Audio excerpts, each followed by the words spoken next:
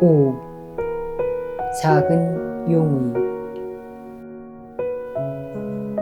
거룩한 순간은 내가 거룩해지겠다고 결심한 결과다. 그것은 응답이다. 거룩한 순간이 오게 하려는 열망과 용의가 먼저 일어난 다음 거룩한 순간이 온다. 너는 다른 무엇보다도 거룩한 순간을 원한다는 것을 인식하는 정도만큼 너의 마음을 거룩한 순간을 위해 준비시킨다. 너는 더 이상 할 필요가 없다. 사실 내가 더 이상은 할 수 없다는 것을 깨달을 필요가 있다. 성령이 요청하지 않는 것을 성령께 드리려고 하지 말라. 그렇지 않으면 너는 성령께 애고를 보태서 둘을 혼동할 것이다. 성령은 단지 조금만 요청한다. 위대함과 힘을 보태는 것은 바로 성령이다. 성령은 너와 결합함으로써 거룩한 순간을 내가 이해하는 것보다 훨씬 더 크게 만든다. 성령이 그렇게 많이 줄 수 있기 위해서는 내가 아주 조금만 해야 한다는 것을 깨달아야 한다. 너의 좋은 의도를 신뢰하지 말라. 그것은 충분치 않다. 그러나 너의 용의는 다른 무엇이 들어오더라도 절대적으로 신뢰하라. 오로지 이것에만 집중하고 너의 용의가 그림자에 둘러싸여 있다고 해서 당황하지 말라. 그것이 바로 내가 온 까닭이다. 만약 내가 그림자 없이 올 수 있다면 너는 거룩한 순간이 필요 없으리라. 거룩한 순간이 가져다 줄 상태를 내가 성취해야 한다고 억측하면서 오만한 태도로 거룩한 순간에 오지 말라. 거룩한 순간의 기적은 거룩한 순간이 그 본래 모습이 되게 하려는 너의 용의에 달려있다.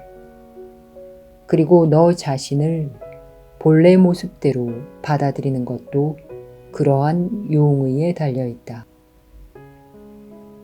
겸허는 결코 너에게 왜소함에 만족한 채 남아있으라고 요구하지 않을 것이다. 겸허는 너에게 위대함보다 못한 것에는 만족하지 말라고 요구한다. 그리고 그 위대함이란 너로부터 나오는 것이 아니다. 내가 거룩한 순간과 관련해서 어려움을 겪는 까닭은 너 자신이 거룩한 순간에 합당치 않다고 굳게 믿고 있기 때문이다. 이것은 단지 내가 너 자신을 만들고 싶은 대로 되겠다는 결심이 아니겠는가? 하느님은 당신이 머무시는 처소를 당신께 합당치 않게 창조하지 않으셨다. 하느님이 계시기를 뜻하시는 곳에 하느님이 들어가시면 안 된다고 믿는다면 너는 분명 하느님의 뜻을 방해하고 있는 것이다. 너는 용의를 강화해 줄 힘이 너에게서 나오게 할 필요가 없으며 오로지 하느님의 뜻에서 나오게 할 필요만 있다. 거룩한 순간은 너의 작은 용의로만 오지는 않는다. 거룩한 순간은 항상 너의 작은 용의가 하느님 뜻의 무한한 권능과 결합한 결과다. 너는 그동안 너 스스로 하느님을 맞이할 준비를 할 필요가 있다고 잘못 생각했다. 거룩함을 맞이할 오만한 준비를 하면서 평화를 위한 조건을 확립하는 것이 너에게 달려있다고 믿지 않기란 불가능하다. 그 조건은 하느님이 확립하셨다. 그 조건은 내가 그 조건을 확립하려는 용의 내기를 기다리지 않는다. 너희 용의는 단지 너에게 그 조건을 가르치는 것을 가능하게 만들기 위해서만 필요하다. 내가 이것을 배울 자격이 없다고 주장한다면 내가 학습자를 다르게 만든다고 믿음으로써 그 레슨을 방해하는 것이다. 너는 학습자를 다르게 만들지 않았고 다르게 만들 수도 없다.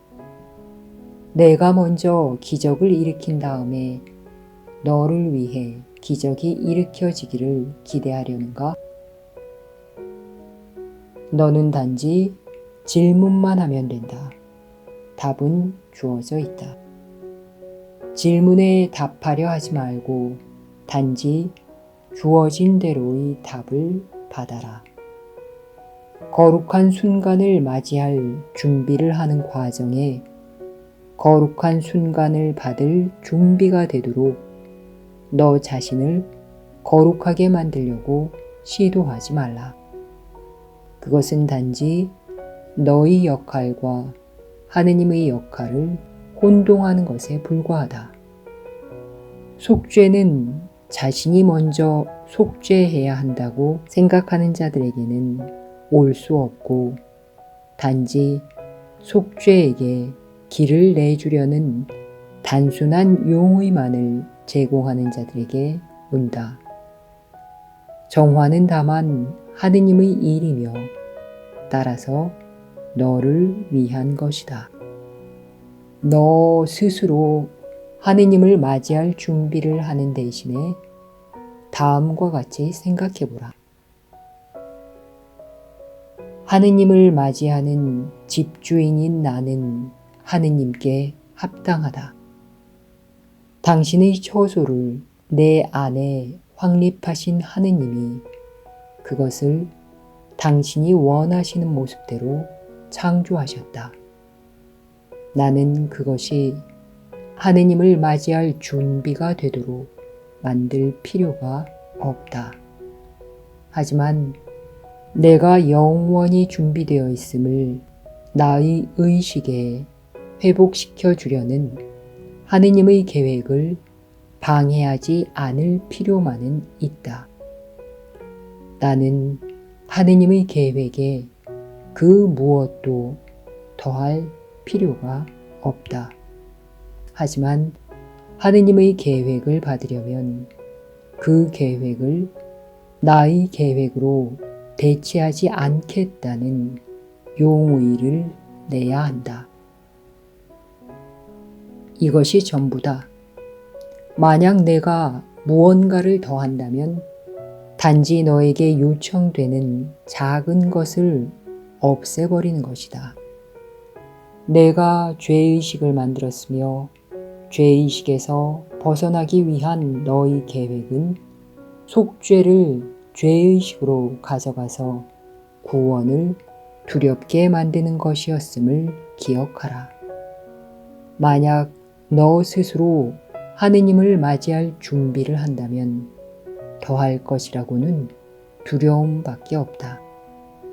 거룩한 순간을 맞이할 준비는 그 순간을 주는 성령의 일이다. 놓아주는 기능을 가진 성령께 너 자신을 놓아드려라. 성령 대신에 그의 기능을 떠맡지 말라. 성령께 단지 그가 요청하는 것만 드려라. 그리하여 너의 역할이 얼마나 작은지, 성령의 역할이 얼마나 큰지 배워라. 이것이 바로 거룩한 순간을 그렇게 쉽고도 자연스럽게 만들어주는 것이다. 너는 내가 할 일이 더 있을 것이라고 억지를 부림으로써 거룩한 순간을 어렵게 만든다.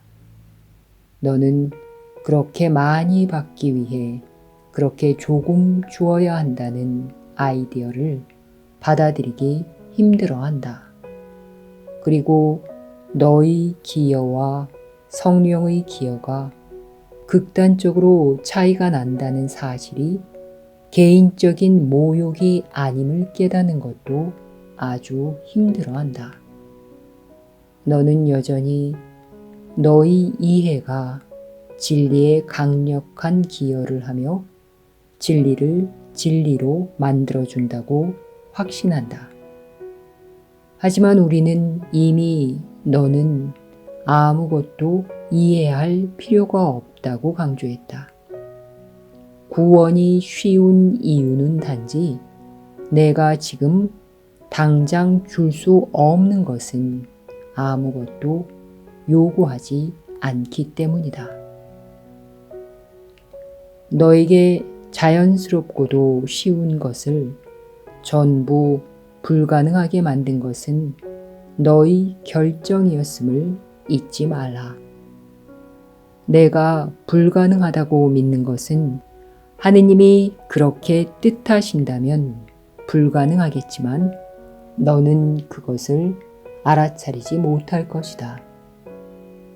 거룩한 순간이 너에게 힘든 것이라고 믿는다면 그 이유는 단지 내가 무엇이 가능한지 결정하는 자가 되어서 참으로 아는 성령께 자리를 내어주려 하지 않기 때문이다.